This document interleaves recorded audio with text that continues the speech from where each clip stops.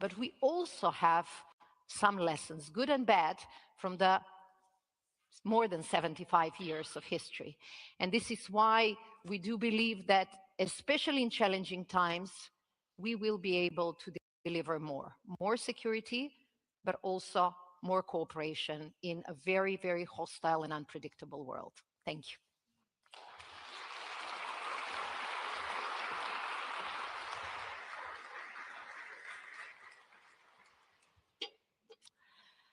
Thank you so much for pointing out the importance of the transatlantic bond and how we can strengthen it in these turbulent times.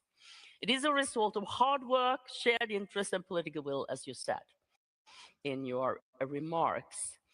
However, we have to reflect on the last week's remarks from Donald Trump and the tough diplomacy around Greenland, and his rather harsh rhetoric to European allies and Canada of being weak.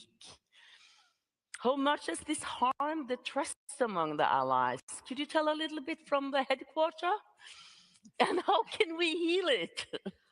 Well, I remember reading, your prime minister mentioned, the days of university work and how I remember some of my university lessons that spoke about what is the basis and the strength of alliances in history and in the world.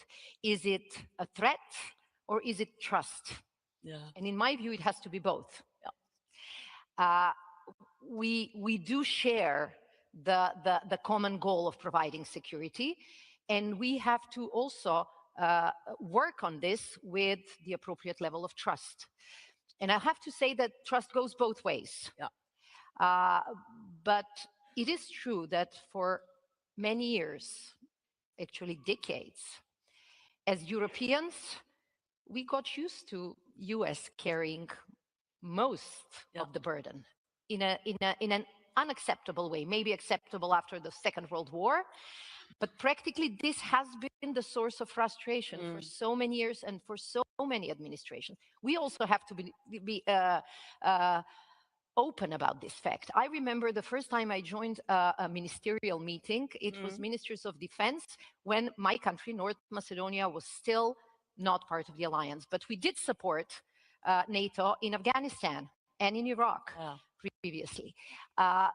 So we were there around the table discussing Afghanistan, but at every meeting, the Secretary of Defense from the US would start by calling European allies and Canada to invest more in their defense.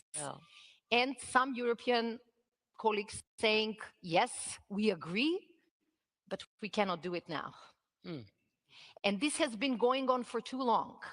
I remember some people were quoting JFK in '63, talking more or less about the same frustration from the other side of the Atlantic, that countries which are moving forward in terms of economy, in terms of capacities, are not willing to in a way, finance appropriately and invest in their security. So we have approached this problem in The Hague in a very pragmatic way. How can we do better?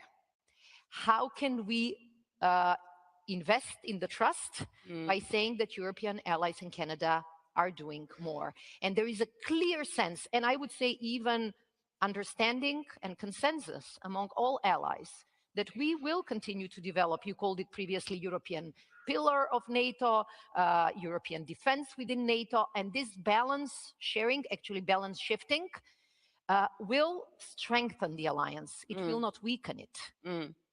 And of course, allowing US to be present in other theaters, but also saying that US nuclear deterrent remains also very important for the alliance, apropos the discussions that we have had previously. Yeah, I think it was Donald Tusk who said it's not fair that 500 million Europeans are asking 300 million Americans to defend them against 140 million Russians. You're absolutely. And I think it's time to step up. And I think he added also, from an economy the size of Italy. Yeah. So both in terms of numbers, in terms of economy, might, innovation, power of industry, Yeah. you know, it's we can do better, and we can deter by investing even more in our security. It's talking about in NATO now burden shifting instead of burden sharing. What's the difference between the two terms? Does burden shifting somehow indicate that some downsizing or even withdrawal of American troops in Europe? Or burden shifting has been on the table for many decades. Well, this is it. When you don't deal with burden shifting, you know, then you have to be even more ambitious afterwards. It is clear that European allies and Canada, and European allies especially on the continent, are prepared to take the lead when it comes to conventional deterrence. And this means more prominent role, bigger numbers, but also capabilities. And this is where our relationship with defense industry become crucial.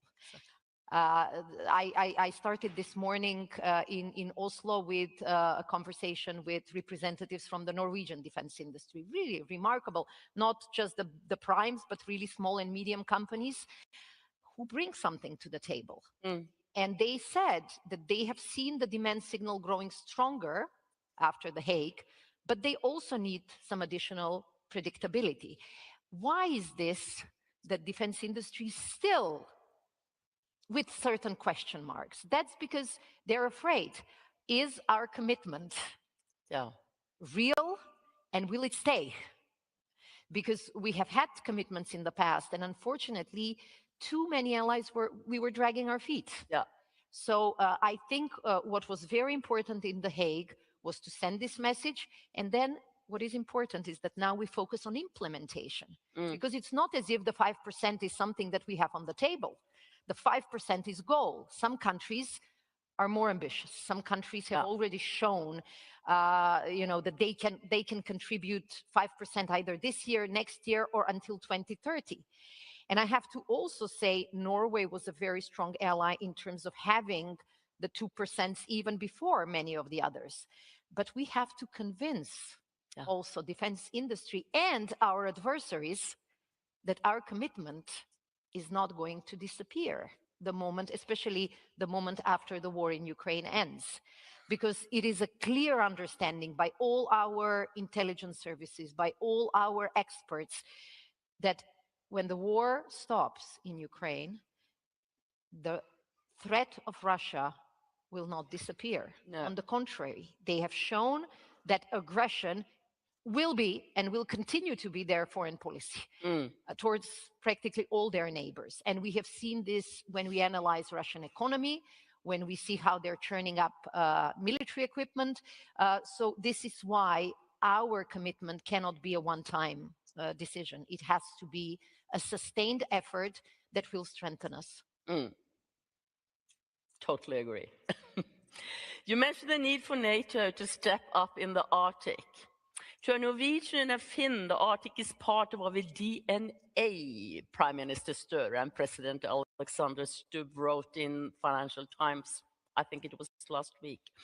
And in the last year, the NATO profile in the Arctic is already enhanced due to updated regional plans and command structure, as well as Finnish and Swedish NATO membership. So what more could you do, or should NATO do, without diverting critical resources from other key priorities as Ukraine? Well, you're absolutely right that for you, Arctic was never too high or too north. We live there. And we have always counted on Norway to be our eyes and ears when it comes to this region. But it is true that there was hesitation, you know, on behalf of even Arctic nations, on how should NATO be involved. It was predominantly seen more as a national exercise, national responsibility. This thinking has changed. And what we have seen because of Russian presence, because of Russian activities there, is that we have to be more united and we have to have a more coordinated response there. 7 out of 8 Arctic nations in the world are NATO allies. Okay. So it is our, front yard in a way. And what is necessary, of course, is for us to have not only more knowledge, more situational awareness, but also more presence and more capabilities. And the whole concept of the Hague commitment is not to move our capabilities around, but to increase and strengthen our capabilities.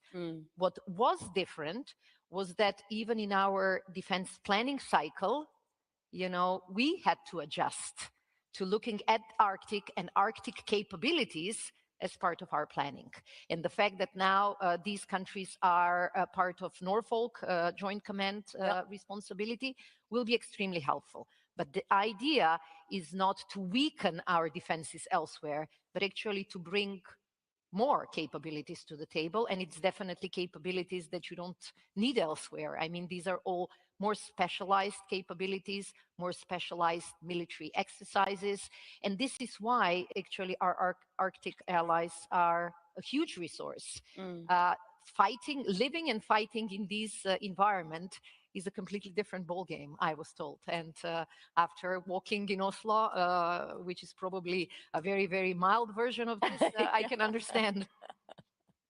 Yes, almost no snow these days. Yes. But we have to end by talking a little bit about the agenda for the upcoming Ankara summit of NATO this summer.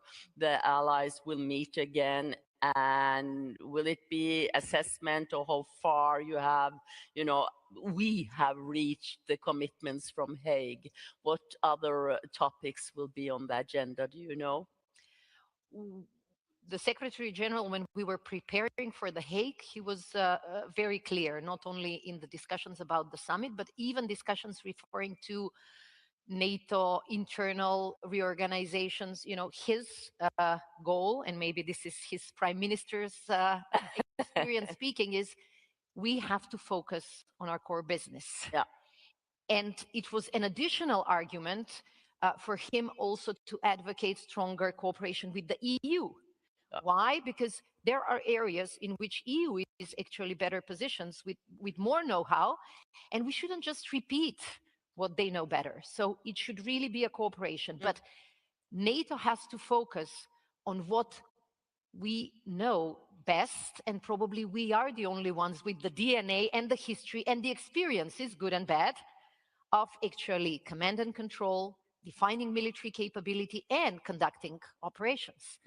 So he said even then, we will not pick our 3 priorities for The Hague and then think about different priorities next year. No, it's all about implementation and delivering on these commitments, because the 5% pledge is only as good as our budget decisions are every year. If we don't follow up, they will actually become a vulnerability.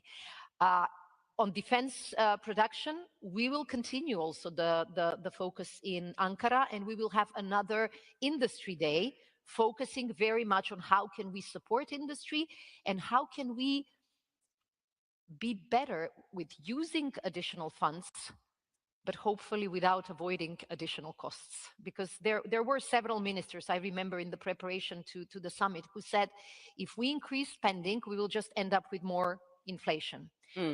So this is why our message to allies was, let's do more joint procurements, let's try to cooperate more, and let's insist on more innovative solutions in looking for the right capability targets. So this will also be high on the agenda.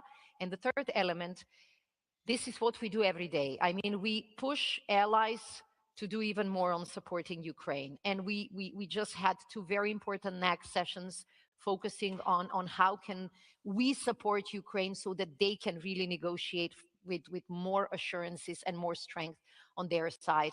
And trust me, especially on issues such as air defenses, the situation is and was dire. Yeah. And this is something where I cannot avoid mentioning again Norway.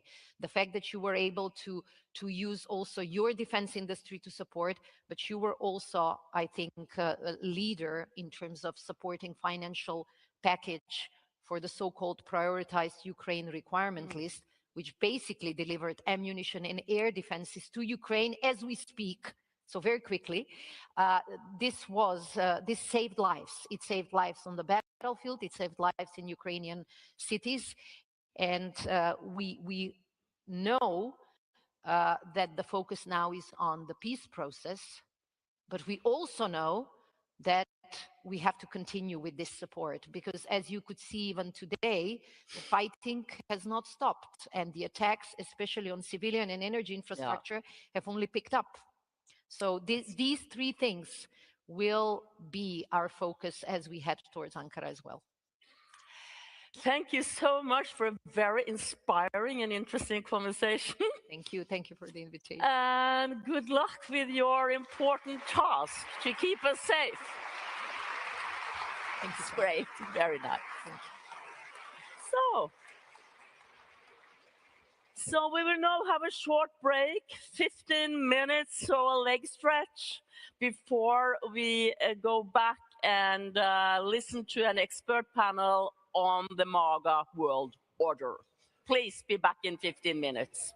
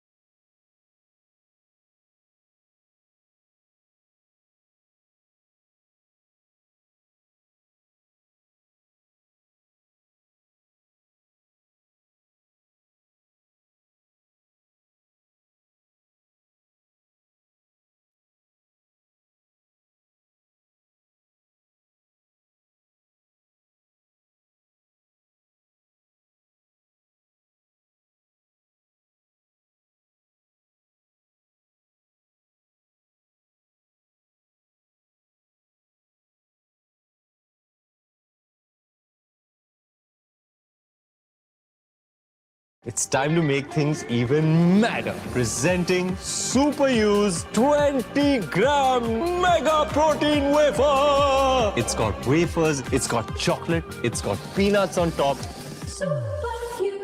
Made, of course, with atta and jawar, no palm oil, no added sugar.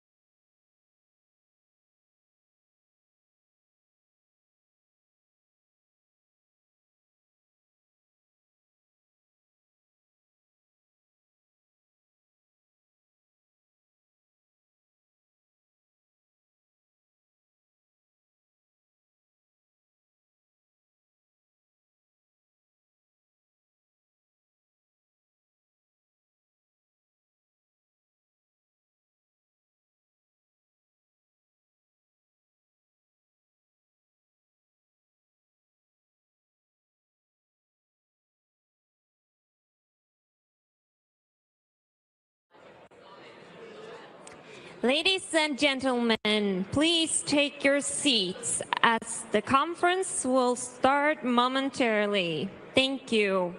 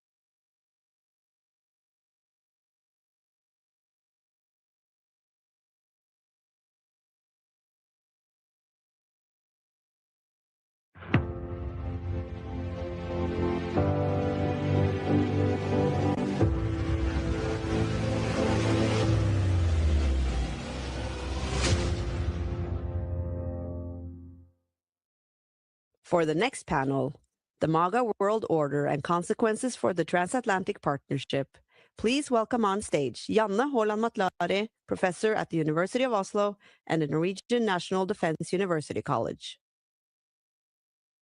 Rejected on a date by her dandruff shampoo? Life's an itch. Nails? Chopsticks? Anything sharp? Whoops! If your dandruff shampoo worked, why the itch? Sebamed Anti-Dandruff Shampoo with pyroxenolamine reduces dandruff from the root. Its pH 5.5 formula maintains your scalp's microbiome balance. Together, they strengthen the scalp barrier and reduce the recurrence of dandruff. Sebamed. Rahul Arora, age 32, took a gym membership because he wanted to, above all, gain muscle. It was his dream to wear t-shirts with the sleeves rolled up, not tuck in his stomach, when a girl would walk by and buy the XL-sized protein powder in front of his friends. He even got a cool bike to complete the look. This, however, is not Rahul Arora.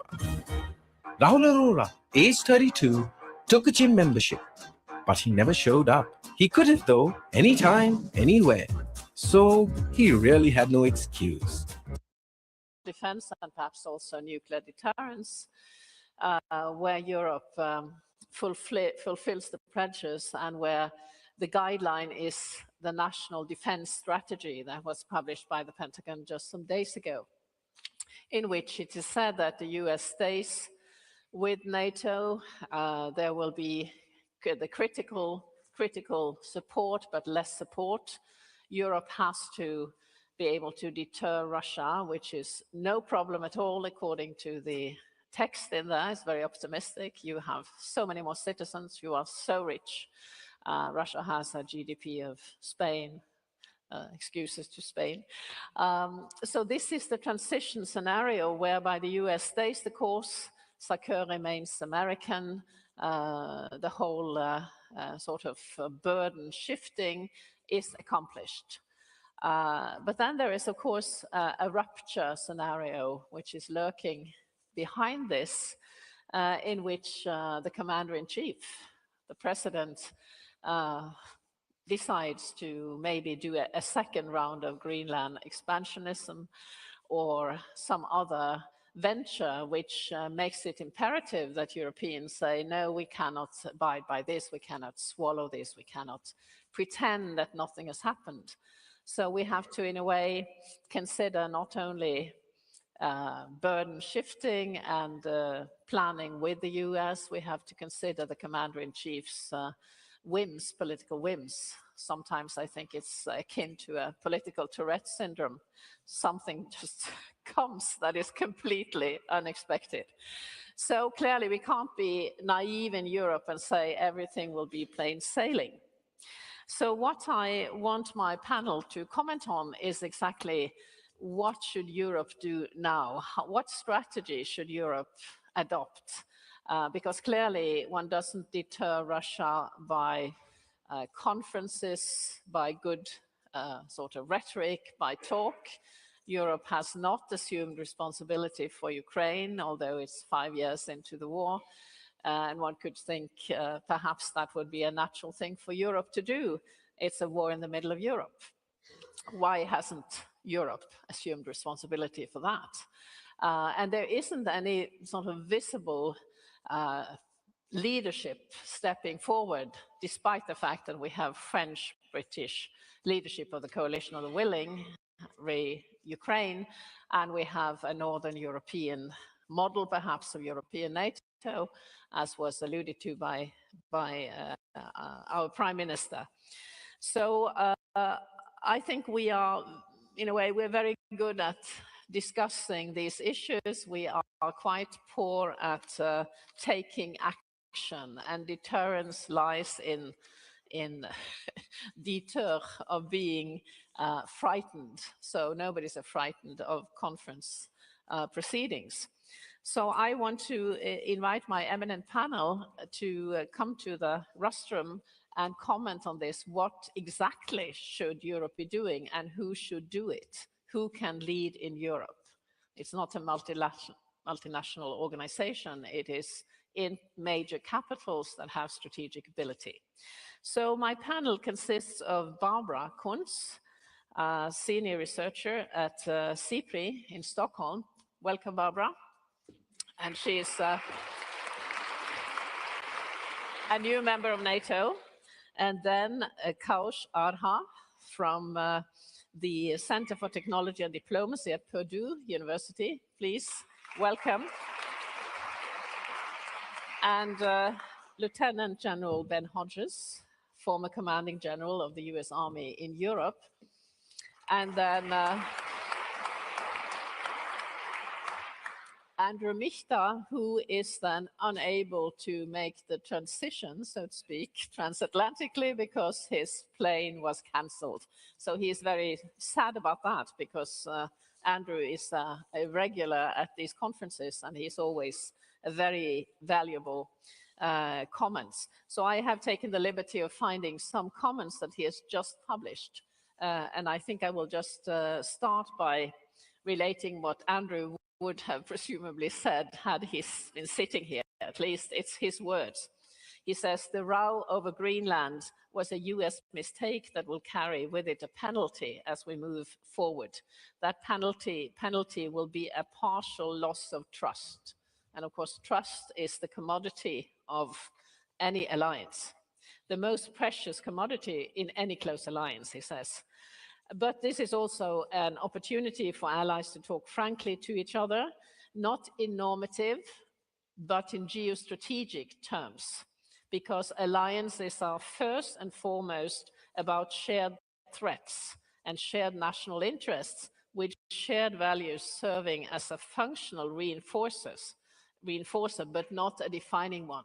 So that's also what the Prime Minister said. It's about interests, common interests, and common threat picture. And he says, for too long, the biggest European countries have enjoyed a vacation from history being realpolitik, of course. The sudden shock from the row over Greenland should finally wake them up from their complacency and help them realize that their security is deeply connected to the United States. So this is, he says, this is the transition, the benign scenario he envisions. National defense strategy says the same, as I mentioned. We in Europe will be the core of NATO's conventional deterrence and defense under the US strategic umbrella. So now Europeans need to do their best to set aside their bruised egos, stop overreacting to Donald Trump's unpalatable tactics, and remember their countries don't have a relationship with this or that US president or political party, but they have a national relationship with the United States of America. So that was sort of food for thought regarding making the transition scenario a reality. Because it's really, I think, very much up to us, not only to Donald Trump. So Ben, would you like to comment on these que faire, what is to be done? Well, first of all, you have to acknowledge that there's a threat, that there's an enemy. And Russia is absolutely at war with Europe. Even if we don't acknowledge it or don't want to believe it or don't take it seriously, the Russians are absolutely at war with us. It sometimes is kind of described as hybrid warfare, but I think that's a terrible name. Hybrid doesn't sound very scary. You think of a hybrid car, it's almost kind of cute. So that will not inspire governments to action. I think gray zone maybe captures it a little bit better because governments are reluctant or unwilling to say, you know, I'm not sure that that really was a Russian ship that tore the cables out of the bottom of the Baltic Sea or between here and Svalbard, or I'm not really sure those are Russian drones. मेरे family में सुबह की शुरुआत न्यूट्रिका B Honey से होती है क्योंकि इससे मिलती है एनर्जी। पता है किस लिए?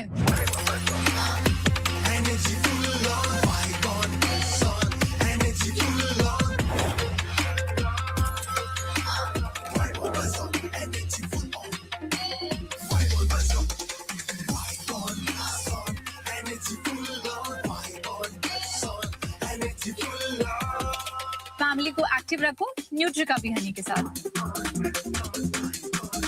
और हर दिन एलिवेट करो। Introducing pure and naturally sourced bee honey. Nutrica Pro Energy Multi-Floral Bee Honey. Nutrica Pro Immunity Tulsi Infused Bee Honey. Nutrica Pro Fitness Lemon Infused Bee Honey. Nutrica, elevating lifestyle.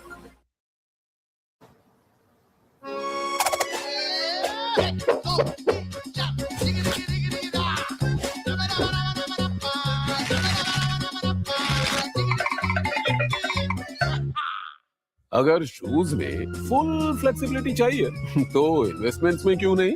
अब अपने investments को दो full flexibility का advantage with flexi cap funds.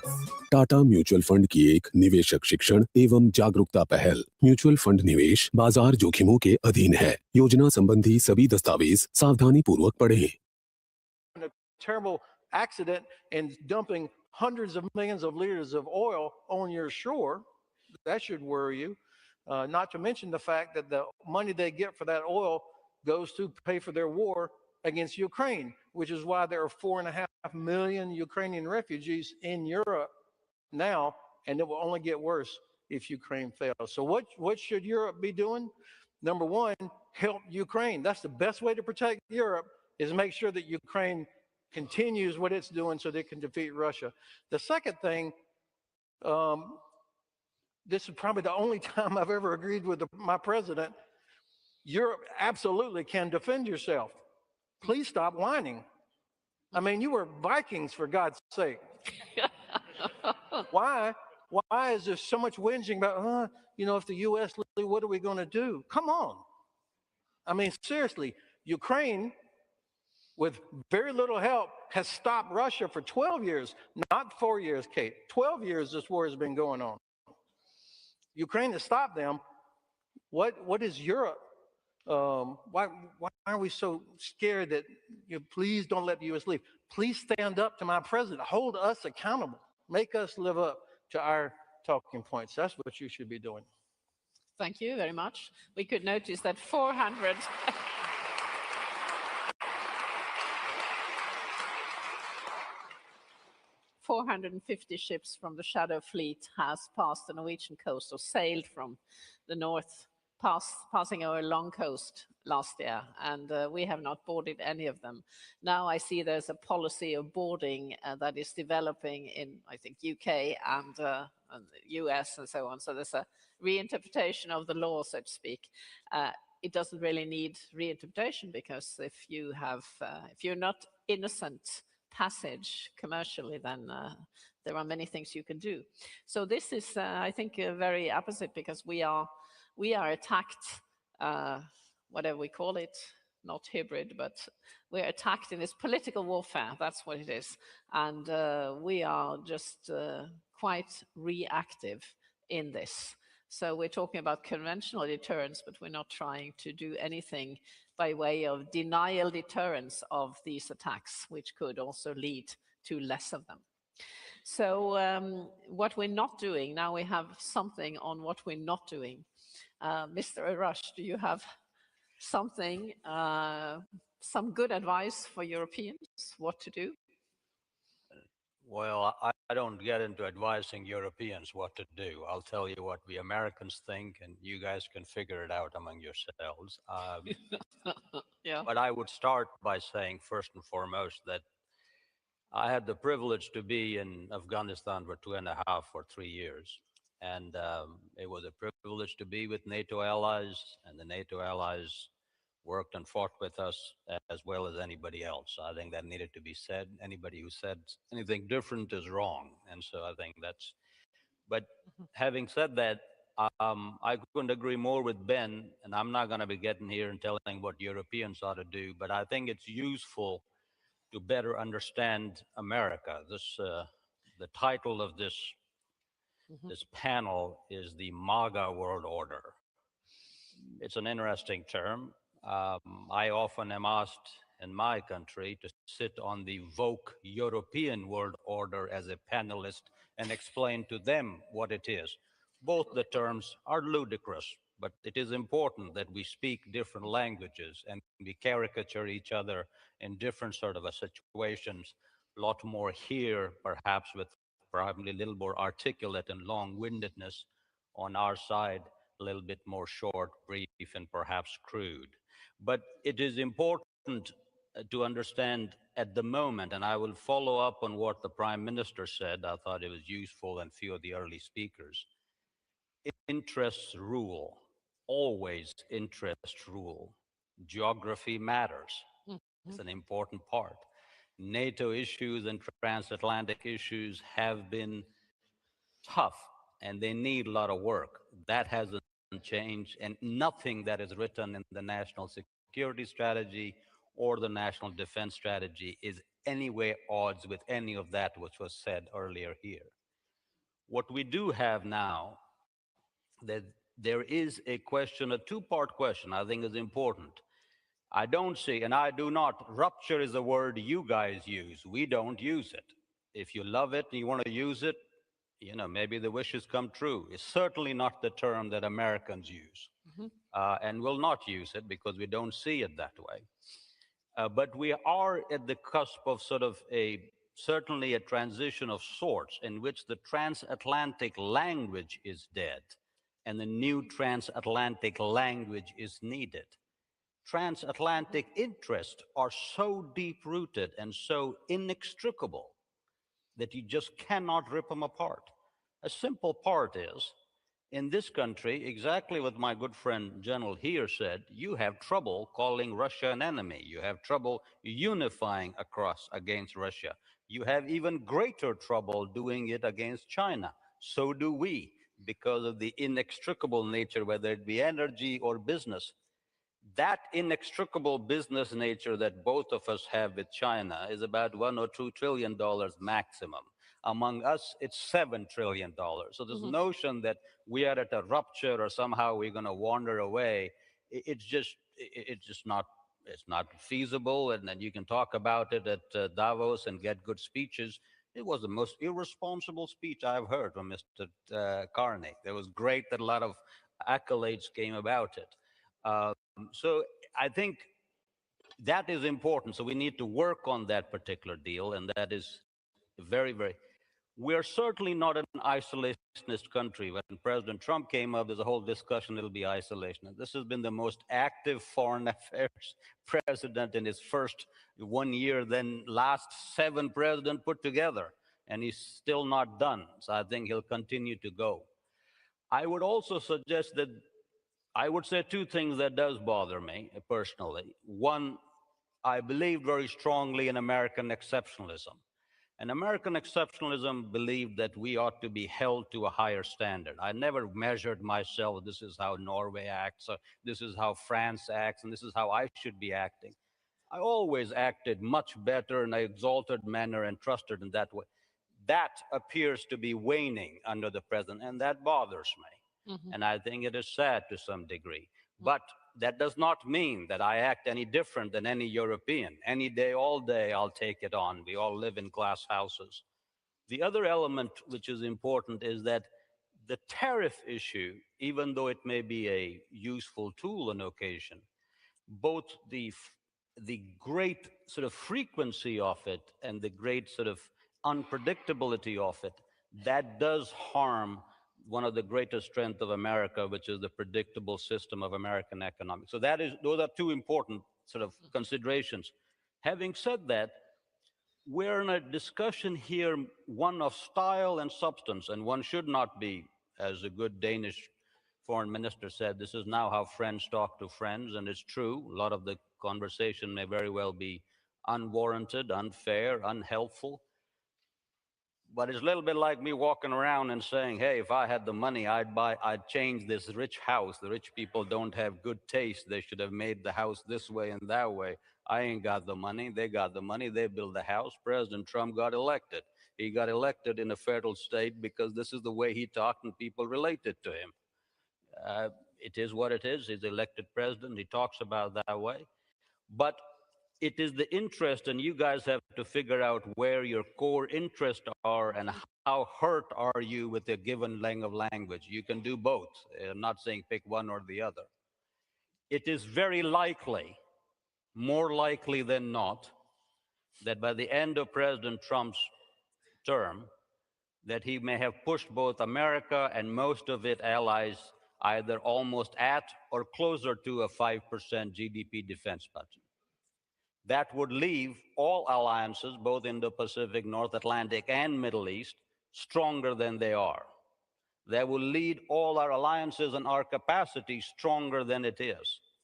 And that may reel into a more safer world. That is more likely than not. I'm not saying it's guaranteed. That would be best for everybody. Now, of course, there is a rather bitter medicine on the way. The polite way has been told not just by Kennedy, but actually all the way back from Eisenhower onwards. It didn't work. He's trying a different matter and he's going at it. But in that context, everything that was discussed earlier today, and which is an NSS and which is an NDS, and which my good friend, the general, just said, it is very, very consistent. The National Defense and National Security Strategy says that we think Europe should be able to have the conventional might to deter Russia. We, America, will remain as a critical allies and everything else. Nothing that says they abrogates it. That is where Europe ought to be. That's what it says. It takes Israel as a model ally, talks about again and again, and it wants other allies to be like Israel, to be able to carry the hammer as well they do. If the world after 4 years ended that way, we'd be in a better place than we are today. And I believe that, yes, transatlantic relationship, because of the inextricable nature, would be stronger. I apologize and am concerned about the bitter medicine that comes on the way. One last point on this, because it was mentioned here a lot, which is the high north and security and directly relevant to Norway. We are the cusp, in both NSS and NDS, we do not talk enough about the high north or the Arctic. Now, this is an area that comes into all three priority theaters in both the documents. Our Western Hemisphere priority, it comes directly within that specter of our high north. It comes into Indo-Pacific. It comes again, it goes up into the high north. And certainly making Europe great or stronger comes in. So they all come together in the high north. And people like me and others are talking about that, hey, we have a good concept of free and open Indo-Pacific. Let's extend it to the high north and having a free north, not only Arctic, but the really game changer that happened with Finland and Sweden coming to NATO. So now we have this NATO blanket of Arctic, Baltic countries working together in a free and open north, an extension of free and open Indo-Pacific. I think the opportunities are immense, and if there's an I'm happy to come back to it. But that's another very, very positive area of strong collaboration, very strong, building on not only the 4,000 Americans here, and just like the Prime Minister said, that even in this era, that would be a very rich way of going forward. So a lot of good to do. I think there are a lot of bitter medicine, but interest rules, geography matters, hard work at bay. Thank you. That was very forceful and very interesting. And I think we should remember, you mentioned Eisenhower, who said in 1951 that if there are American soldiers in Europe in 10 years' time, this NATO experiment is sort of a fiasco. So not to urge the Americans to go back now, but this theme has been around for a long, long time. And of course, Europe has been able to dispense with hard power to a great extent, because there has been the NATO-EU sort of implicit working relationship. I think Europe is the only region of the world that is classified in a way as a security community where states trust each other so deeply that they couldn't envision war. I mean, we even don't trust the Swedes, which we historically haven't done. We built a fortress against Sweden in 1908, 3 years after we became independent from Sweden.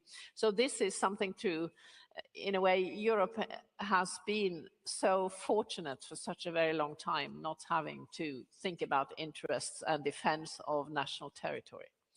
But now we have a new member of NATO, Barbara, not personal member, but Sweden is a member.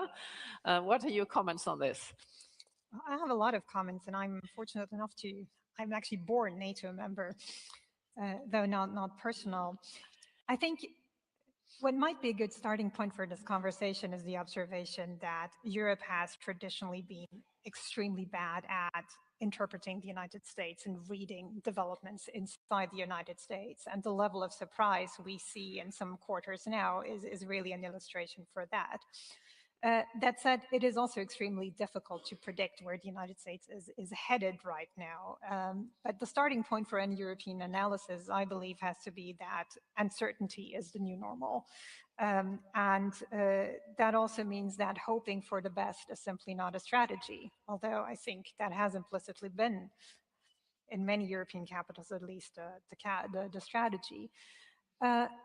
What I also believe is fair to assume that Europe will simply not matter that much in the United States. That American presidents, American policymakers, and especially the American public, American voters, will simply not be that interested in Europe. And of course, if you're sort of an Atlanticist on the European side of this, you might also have a wrong impression from the outset, because I really do believe that sort of the emotional investment in this transatlantic relationship and the meaning that would ascribe to it was always higher on the European side of the Atlantic than it ever was on the American side. And I think this is a trend that will continue, and that also just the general interest in the United States will go down, because even if Trumpism is perhaps over in 3 years, I think it is also really important to understand, it's at least my personal conviction, that the reasons that led so many people to vote for Trump are structural in the United States and will not go away. And that a lot of this is really US domestic politics, and the question of whether there is a political force, be it the Democrats or some other force, that manages to address the issues that people really care about, and those are not foreign policy issues, and they're not linked to Europe. And I think Europe being less important in the United States is good and bad from a European vantage point. It is obviously good in the sense that I don't believe that this current narrative of the EU is the main enemy that needs to be destroyed and where all evil comes from. This is not going to fly, because again, I really don't see sort of the average American voter care so much about. The danger with this narrative is more like, what are European populists going to do with this, picking it up in European elections and so on. So in that sense, I do believe that this is a very dangerous narrative, but the danger comes from elsewhere. Imagine European populists with US tech bro money just sort of taking this into election campaigns. But I think in the US it's likely going to fight.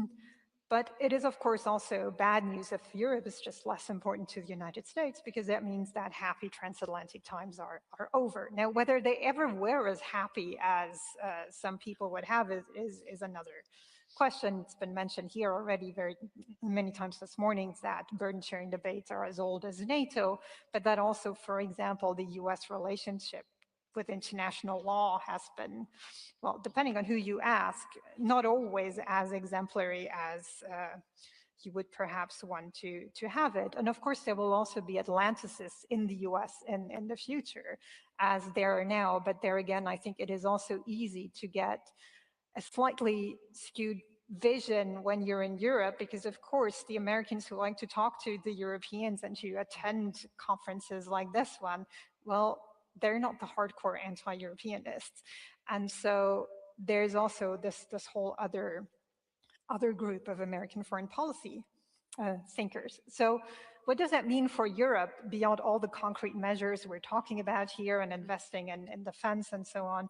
I think the key mindset change that this really requires for Europeans is understanding that dependence is not a strategy. And I think for many it has been.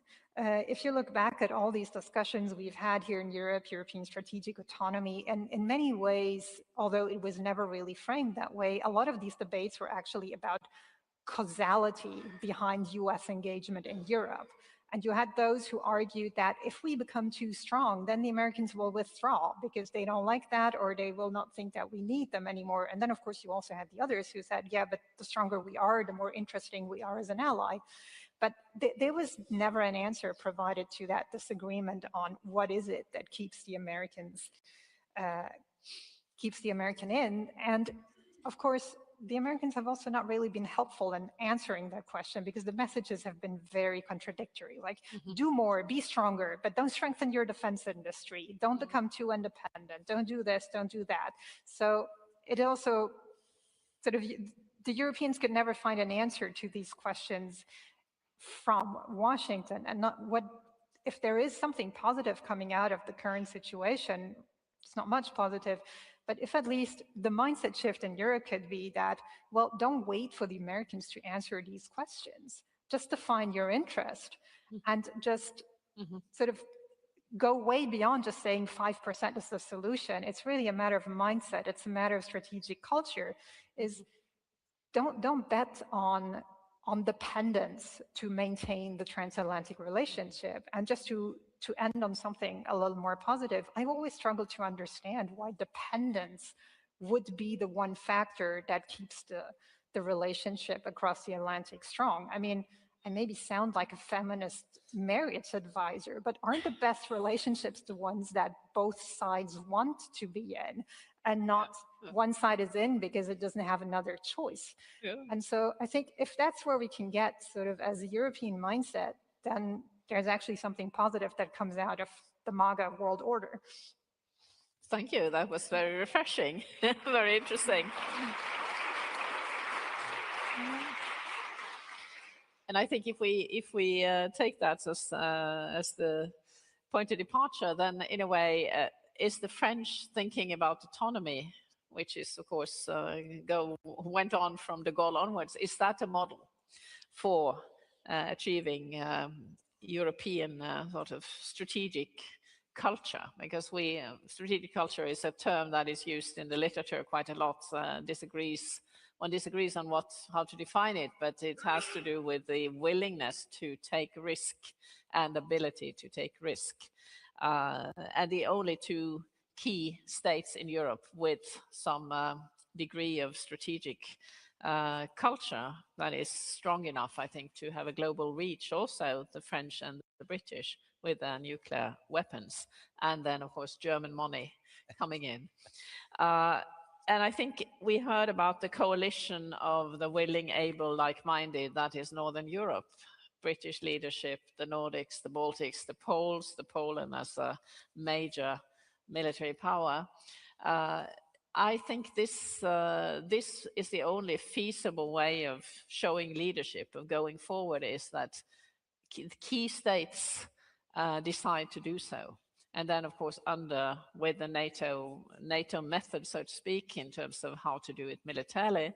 But politically, there has to be the will in capitals, not consensus-based organizations. The EU would not be able to do much as long as there's unanimity with Hungary, with Slovakia, with other countries that may want to stop aiding Ukraine, for instance. So I think this is a question what to do now, is who can do it, and how, in a way, does one address the needs on the ground. Conventional deterrence, fully capable to be had here in Europe, what does it require if we leave nuclear out of the question? FT had a very good article some days ago listing the enablers, the strategic enablers that only the US has for the moment. Can we acquire those, and how quickly? That's the sort of question. And to keep this, interest-based cooperation with the US, as you talked about, Barbara, not to not look at dependency, but look at our interests and how to arm up in order to defend those interests. Any comments on this? In America, when you're on a panel with somebody and the other person goes, "My good friend," that means they disagree with every fucking thing that you just said. All right, so just to be clear, Ash and I disagree on almost everything that we have said. I wish that in 3 years the alliance would be stronger. But when the President of the United States daily and his knucklehead, his Secretary of Defense, daily smash our allies, when they denigrate the sacrifice of allies, when the President publicly says we didn't really need them. Okay, first of all, how many thousands of Allied soldiers were killed or maimed or wounded in Afghanistan? Only because we were attacked. The only time that Article 5 was ever invoked.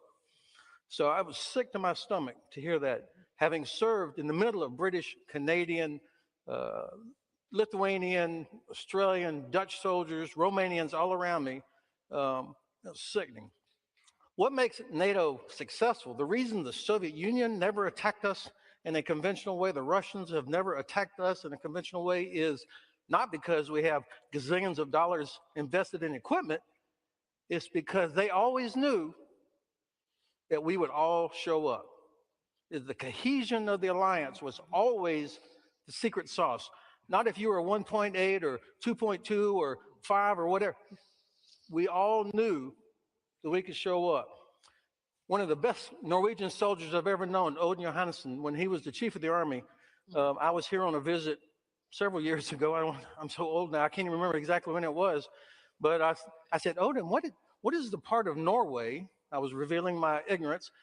What part of Norway is strategically the most important thing? Where do you focus?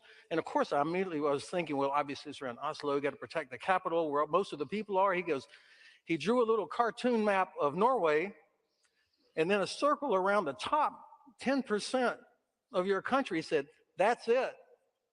I said, what? Nobody lives there. He said, if the Russians ever captured that part of Norway, it would change all the calculations for the North Atlantic. It would reduce Norway's ability to monitor Soviet subs, Russian subs, but also what's coming through the North Atlantic. If Russians got control of that. I think I'm falling in love with you.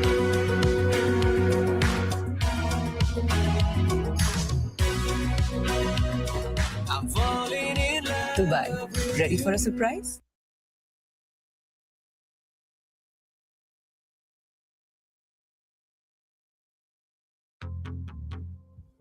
Your email is your first online impression, make it count. With GoDaddy Email, you get a professional address that matches your domain. It builds trust, boosts credibility, and helps grow your brand. Setup is quick, and your inbox is protected with built-in security. And if you ever need help, we are just a call away. Start building your brand, one email at a time.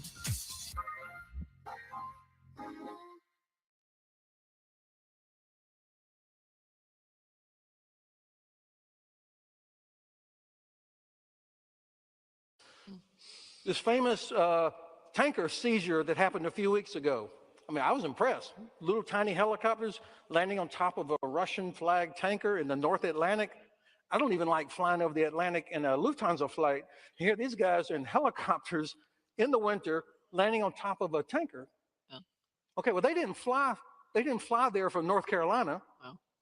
No, the U.S. Air Force, which is unmatched, I'll say that when it comes to transport, flew helicopters to our ally, the UK, where we have bases because our ally, the UK, allows us to land there, unloads helicopters, and then working with British Navy providing refueling capability for 2 American Navy ships that are based in Spain because our Spanish ally allows us to be there. And they came up, and that's where the helicopters then went to, and then went and seized the Russian tanker. Plus, 50% of the intelligence that we depend on does not come from American satellites. It comes from our allies, and not just the UK. So this is what the birdcage liner, known as the National Security Strategy, is doing to the most important thing that we have, our allies. Of course, they piss me off. Okay, don't forget, France kicked NATO out back in the time of the Gulf. It's just not been a rose garden. All right, Greece and Turkey are at each other's throat all the time. Great Britain and France very angry at the U.S. when we intervened in Suez. Germans extremely unhappy when we invaded Iraq. But we always managed to get through it because we had not just shared interests, Kash, we had shared values. That's what I worry about. Yeah, very well spoken.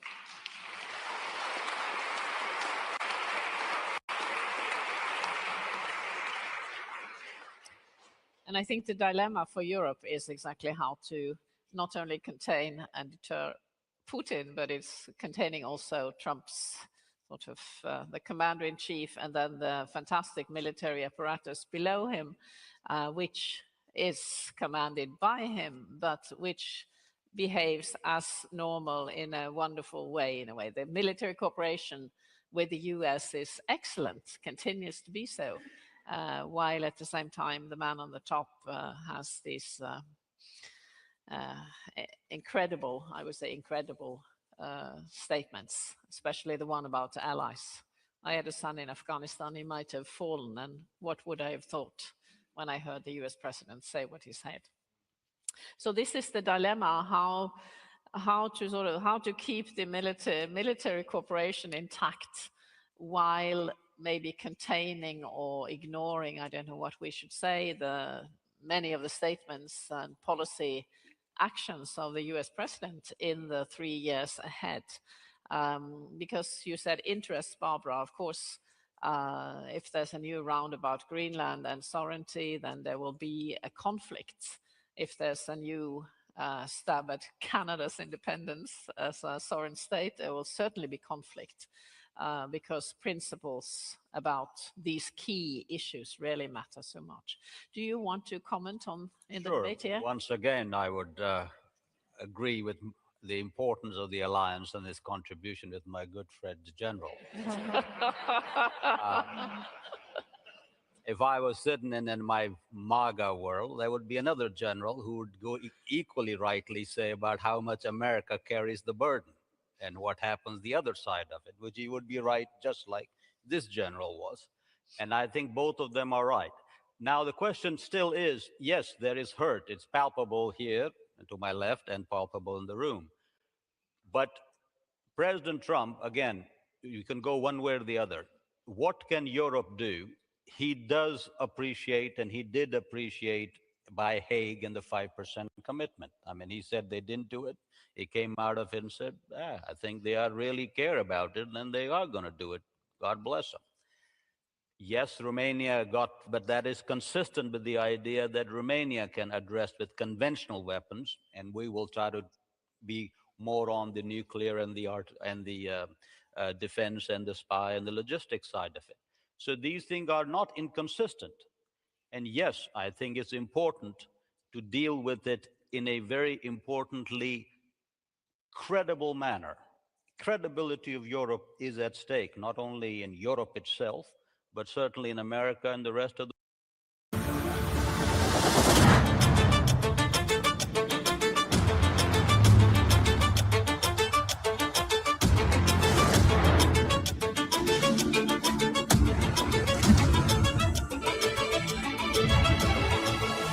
Kia, movement that inspires. मैं किन्नर हूँ तो मुझे शादी करने का भी हक नहीं है। मैं किन्नर हूँ तो मेरा माँ बाप के पास रहने का भी हक नहीं है। मेरी मम्मी बोली थी कि देखो हमको समाज के साथ रहना है, पूरा खानदान का नाम खराब हो गया।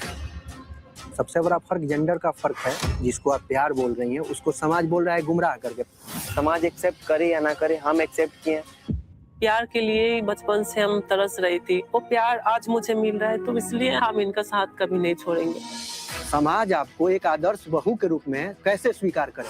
इंसान समाज है। समाज है। किन्नर इंसान नहीं है। एकदम है। तो समाज का हिस्सा तो वो भी हो। Z5 के साथ जुड़े रहें और देखते रहें अपने मनपसंद TV shows.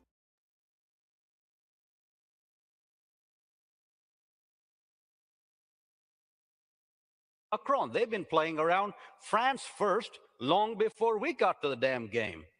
So don't give me a break. And talking about strategic autonomy, I mean, you really want to have France and Germany be your backup for security on the worst day of Trump? The worst day of Trump?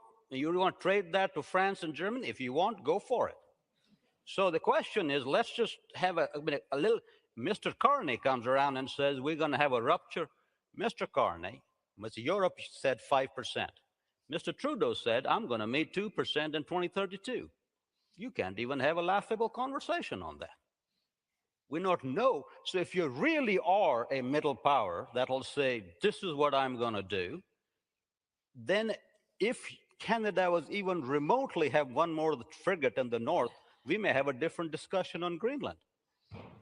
So very important when all this discussion of alliances, this and what, whether it meets 5%, whether you can get conventional or not, it'd be very important that every time Europe speaks, it speaks in a credible manner so people like me and others come around and say, hey, Europe can deliver.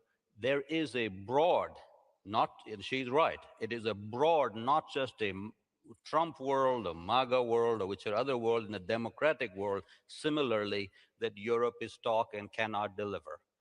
You have to change that narrative. That narrative has to be, and I pick one country for that. If you want to take one country that stands in abject counter to that argument, is damn Finns. They're one of the only people I know who talk less and deliver more. You know, and so the rest of this, you just have a conversation, we ought to be doing more. And so you got to be in a situation that says, here's my conventional deterrence to Russia. I can make it. Let's talk about, can we have a continued idea on nuclear? Do I really need nuclear? Because I really cannot, because even America is having trouble trying to update our nuclear arsenal because the cost is pretty darn high. Yeah. For you guys to come, or you have trouble doing 5%. I don't know when you're going to meet 5%. For you to talk any of the stuff you're talking here, you're talking 10, 15%. You go down 10, 15% discussion, you can kiss social state welfare out. I mean, the whole great Norway living around free and happy. So there are so many issues here. You got to speak in a more credible way. God bless Ursula, Georgia Meloni. It's very funny that the people who are the most sober-minded in Europe are the European ladies. The ones who are most temperamental up and down are the European men who come around and tell us about strategic autonomy. I want him to give a strategic autonomy speech in down Beijing. He gives it to me in Moscow. Give him a strategic autonomy speech giving, and same thing with the Indians. Now back to the interest point is very important. With the Indians, we have now a absolute tariff pitch with 50%. That has not hindered our defense and technology cooperation. It's moving because the interests are so much aligned that they are moving in a side-track issue. So credibility, deliverance, I think conventional deterrence in your capacity, deliver it, change the tone, and I think you will find not only under MAGA Trump, but let's say what happens after Trump. We're not going to go back, even if there's a Democratic or Republican, we're not going to go back. This sustainment of this 5%, the commitment, they will stay. We can be in a good place. Let's talk about interest, which does not in any way preclude the value of the values, but let's start with interest so we get a more, just like was talked about, more sound, more balanced, more sustainable alliance as we go forward, and a stronger one for it. Firmly believe in it. That's why I came here. Yeah. Well, I mean, it's clearly the term interest was also mentioned very strongly by the Prime Minister, that it's not about, it's about interest. And of course, interests, we have this long debate about what's the limit of an interest. Of course, values, in terms of sovereignty as a principle and key issues of international law and so on are interests, especially for smaller, middle-sized I just want to make one point. I had Indians. Yeah, but they are now the global south. Please, global south people. The Indians come up here. You know what Indians say in the Raisina dialogue? When I go to Europe, I come back with value fatigue. Well, but I think that's not really true. I mean, it's clearly the sort of safeguarding the free world was a major interest throughout the Cold War and throughout NATO's history. So I think it's the interest and the values conflate in defending territory, which is not only the border, but it is the way of life. It is democracy, what we stand for, our way of life. That is, the Norwegian army says, for alt vi og alt vi har, for what we have, but also what we are. But Barbara, we have suddenly three Americans here discussing what Europeans should do. Maybe that's symptomatic. It is complicated, and I mean, I'm trying to sort of find the right segue into this. Of course, being credible as Europeans is important. The question is, credible in whose eyes? Is it sort of, does our deterrence have to be credible in Moscow's eyes, or do we have to be credible in Washington's eyes, but then credible to do what exactly? So, I mean, there's a lot that needs to be sort of taken apart and looked at very closely. When it comes to the question of whether European countries would prefer to depend on the US rather than France and Germany, I think the answer is obvious. Everybody would prefer the US. Now, the question is, what if the US they are dependent on is a US that threatens to invade Greenland, is a US that threatens to start a major war in the Middle East, and what have you? And this is, I think, the point where as Europeans you get to a point where your interest is simply not to depend on the United States again. And I mean, that is the question we're discussing here, is can we trust the United States to be reasonable in the future? And I mean, extrapolations are always difficult. So, but I mean, looking at the current US administration, my personal take is I think I prefer to be dependent on Paris and France with Paris and Berlin with all the flaws this has. And I mean, this brings me back to, since you mentioned European strategic autonomy, we don't call it like that anymore because that's toxic. We now talk about the European pillar of NATO, or as we heard this morning, Euro-NATO. It's exactly the same thing. Yeah. Just rebrand it. It works better. Okay, let's rebrand it. And just to defend my president here, the first pillar of strategic autonomy understood sort of in the traditional French way, because the French version of strategic autonomy, sort of the notion is much older than the European version. And the first pillar is an independent capacity to analyze the international system, to understand what's going on in the world. And that is something I really, truly believe that Europeans need to attain to. Like all these discussions about capabilities, about 5% or 3.5 or whatever you have, they're all important. It's time to make things even madder. Presenting Super Use 20-gram Mega Protein Wafer. It's got wafers, it's got chocolate, it's got peanuts on top. Made, of course, with atta and jawar, no palm oil, no added sugar. This one is made for real hunger. It's a post-workout mega protein fix. I'm in heaven. Out of the park, bro. That is truly how I felt the first time I had it. You have to try it. This one is nuts. Very good. Very happy. God bless. Rahul Arora, age 32, took a gym membership because he wanted to, above all, gain muscle. It was his dream to wear t-shirts with the sleeves rolled up, not tuck in his stomach, when a girl would walk by and buy the XL-sized protein powder in front of his friends. He even got a cool bike to complete the look. This, however, is not Rahul Arora. Rahul Arora, age 32, took a gym membership, but he never showed up. He could have though, anytime, anywhere. So he really had no excuse, which is why we used the money from his gym membership to make this film, to motivate Rahul Arora some more, of course. Biceps would sure look good with your new bike, Rahul. They're not about kicking out the United States. It's about a relationship on a more equal footing. And if the United States can't have that, well, then maybe you need to wonder if it's the right partner. But I also don't think that the US really is that opposed. If you sort of talk to the more reasonably people, I don't think it makes a lot of sense to have a European strategic autonomy debate with Donald Trump. So, I mean, there is a lot to be done, and there need to be a lot of investments on the European side that go way beyond the purely military dimension of buying planes and submarines and what have you, but to really sort of, start thinking about international relations again. Yeah, I think that's very well spoken of, because we have a collective action problem, given the fact that we are so many small, medium-sized, and some few bigger states. But it's always the problem of who speaks for Europe, Henry Kissinger's famous question. But that has to be overcome. There has to be leadership and then coalition building around that leadership. And the E3, France, Britain, and Germany, are the three leaders, with Poland perhaps as the fourth leg on this. And this has, it strikes me that there's an urgent, this is urgent. It is not something for debates for ages. We really have to be able to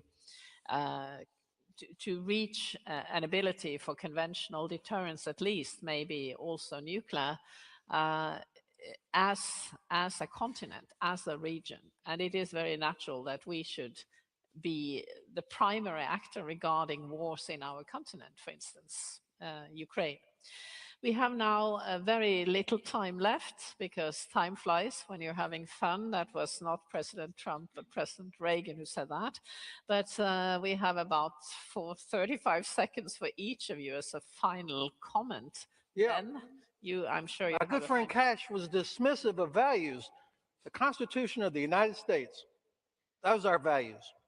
And what I see happening day after day after day with this administration is smashing this. It is under real risk. And all of my European friends, while the favorite sport in Europe is not football or hockey or skiing, it's criticizing American policy. That's okay. It always has been that.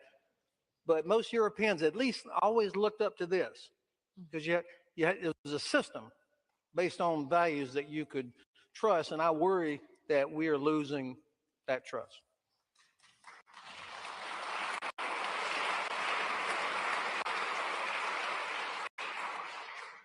Once again, I would agree with my good general, other than, and in MAGA notion of building up our constitution, I shall not, but I would agree very strongly that yes, but I believe in that constitution and American public with my undying stuff. And I'm not made of this little metal that a 4-year term of a president elected fairly by America would diminish the American metal and what that thing is written on, far more than that paper.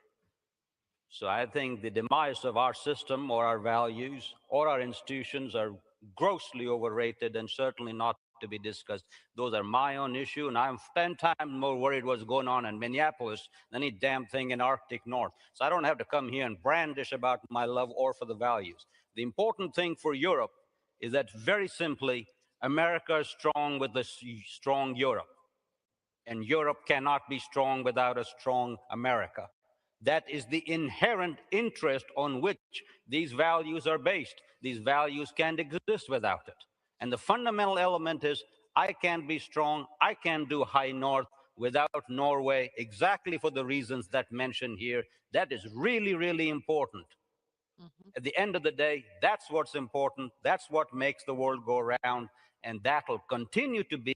There's nothing under God-given earth that does not change that interest-based commitment. And so we are going to be together to strong. And 4 years from now, just like every other time there's a Republican president, you guys can snicker from poor Reagan to Bush, and you'll do this too. When you look in the hindsight mirror 4 years from now, we'll be stronger for it. And we'll go on to the next topic, and the next damn Republican president of the United States who doesn't know how to speak, and doesn't, if they can just went to the right school, they'll figure it out. But the future is strong, and I'm absolutely honored to be in Norway and talk about it. Thank you very much. Thank you. Thank you.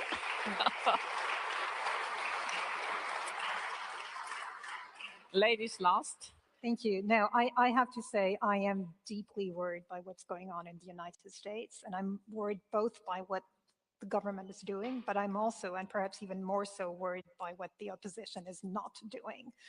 And what that means, I believe, for Europeans is that you can't hope for the best. That is not a strategy. I would, of course, like the best to materialize, and then in 3 years we can all be friends again and everything is great again. But we need to be prepared for a different scenario, which is very possible. And so don't sit here and waste another 3 years discussing European strategic autonomy or whatever it's called now and not do anything. But prepare for the worst, hope for the best, but don't make that your strategy. Thank you. On this very somber note, I have the... Thank you very much to the panel, and I have the pleasure to say that we can learn from the French that without good food there is no diplomacy. So there will be lunch. Okay, thank you for a very interesting discussion, I have to say, among friends. No, it's important to exchange views in this troublesome times we are living in, as I must say. We will now have lunch. I know everybody is dying for a cup of coffee and maybe something to eat. We have been here for quite a while. It's lunch served in Domus Biblioteca on the right side when you are entering the aula. The speakers will be taken care of, going in another building. And please be back and seated 12:20. Because 12:30, I will have Radek Sikorski and Espen Barth Eide on the stage. Looking forward to see you and enjoy your lunch. And thank you, Janne.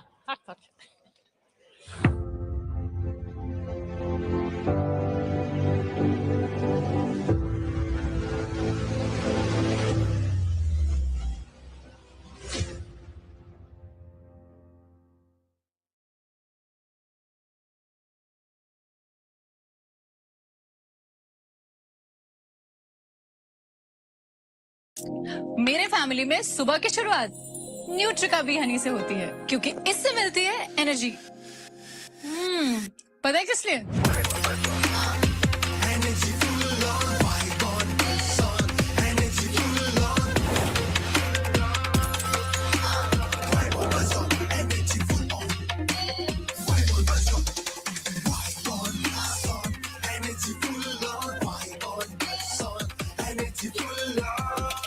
Family को active रखो न्यूट्रिका B Honey के साथ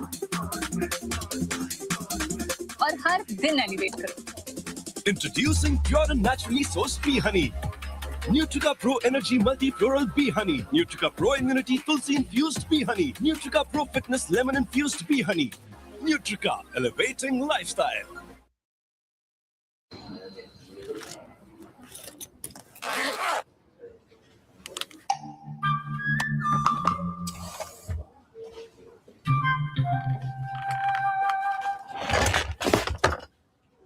अगर हर जगह full flexibility चाहिए तो investments में क्यों नहीं, अब अपने इन्वेस्टमेंट्स को दो फुल फ्लेक्सिबिलिटी का advantage with flexi cap fund. Tata mutual fund की एक निवेशक शिक्षण एवं जागरूकता पहल। म्यूचुअल फंड निवेश बाजार जोखिमों के अधीन है। योजना संबंधी सभी दस्तावेज सावधानी पूर्वक पढ़ें।